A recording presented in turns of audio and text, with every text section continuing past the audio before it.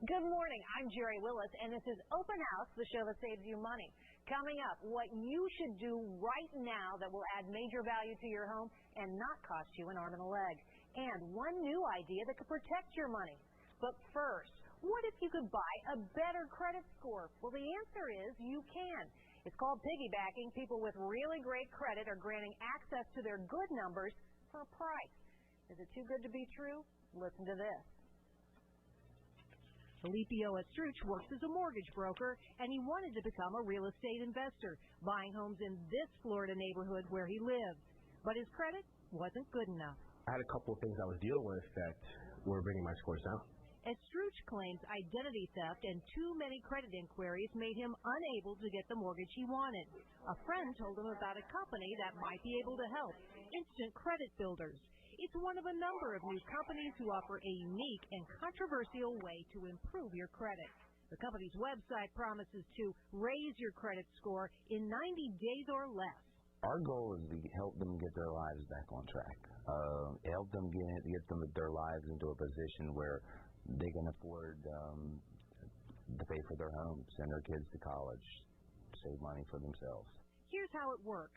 A client with poor credit contacts Instant Credit Builders and pays them a fee, starting at $900 for their services. ICB gives part of the money, an average of $150, to a cooperating person who has good credit, a credit card or a line of credit that has been open for a long time, with a history of on-time payment. The person with good credit adds the person with poor credit as an authorized user on the account. Now, the solid payment history of the credit card becomes part of the credit record of the person with poor credit and automatically boosts their score.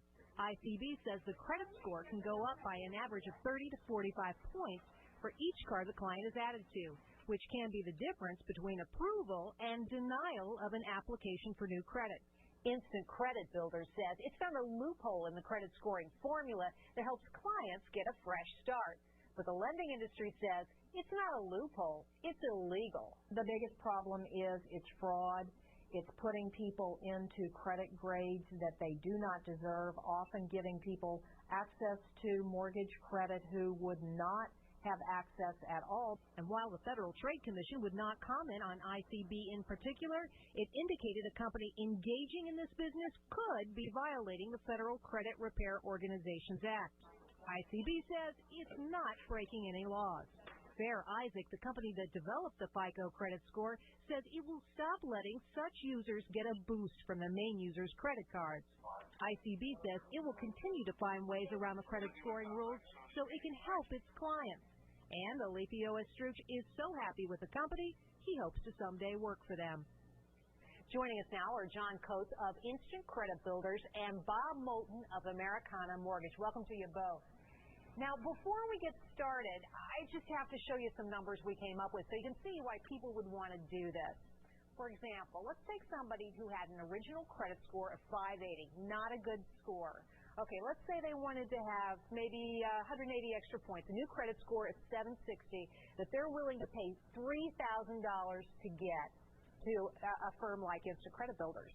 Now, if they were getting a $300,000 mortgage, each and every month they would save $541 on that mortgage because of their better credit score. That means that this would pay for itself in approximately 6 months. Now, John, I want you to tell me, what's wrong with this picture? This sounds too good to be true. Well, it sounds too good to be true because we're finally able to throw the American people a rope to help them climb out of the hole, basically the hole that they were thrown into, through terrible practices like subprime lending, predatory lending practices. When we look at the facts, there's 250,000 homes that are in pre-foreclosure right now in our country. This is literally a disaster on the scale of Katrina. All right, John, so you're saying that your program will actually help people out, will help them get the credit that they need and deserve. Boy, Bob, I bet you've got some objections. I see a couple problems here, Jerry. The first problem I see is that these people are buying credit scores.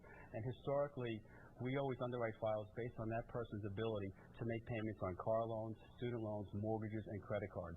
If they're buying a credit score, how are we really to know that they have the ability to make the mortgage payment? Secondly... Well, wait a minute. Let's take these one at a time. John, jump in here.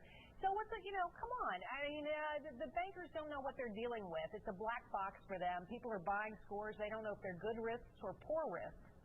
But see, this is nothing new. It's been under the umbrella of creative financing for decades now. What do you mean? People have been adding people as authorized users. Mainly it was head mortgage lending professionals that would help clients get into their homes. Or John, mom and dad did it for the kids. So what do you say to that, Bob, that, come on, this kind of practice has been going on for a while? Well, mom and dad helping the kids or a spouse or helping a significant other is one story in itself. These are people who are buying other people's credit card history, and they may not even know that borrower. They have no relationship with that particular person. That person is doing it for the money, and the person who is trying to help his credit score is trying to help something that he hasn't paid on time. And if credit isn't paid because of medical, marital, or job loss, that's one thing that we understand. But going out and buying a credit score and having underwriters look at that credit score that's not theirs, I think, is a potential problem, increasing the problem that we've already seen in subprime. So, John, you got to tell me here, is there any risk that somebody's going to steal my identity, whether I'm the person buying the credit score or the one selling it? Well, the person that buys the credit enhancement to their file, they never get a credit card, and they don't know the person who is basically invested to help them raise their credit. So we are the person that's in the middle there, and as I had mentioned earlier, there are definitely contractual agreements between us, the cardholders, and everyone involved. And everyone is on the same page there, and it's a business, and just like you would use your credit card at any business. Is there a risk to the person who's buying the credit? Absolutely not. Our system is very solid, and we think we protect people very well. Well, John, I want to thank you for joining me. Bob, thanks for joining us as well. Great conversation, guys. Thanks a bunch. You're welcome.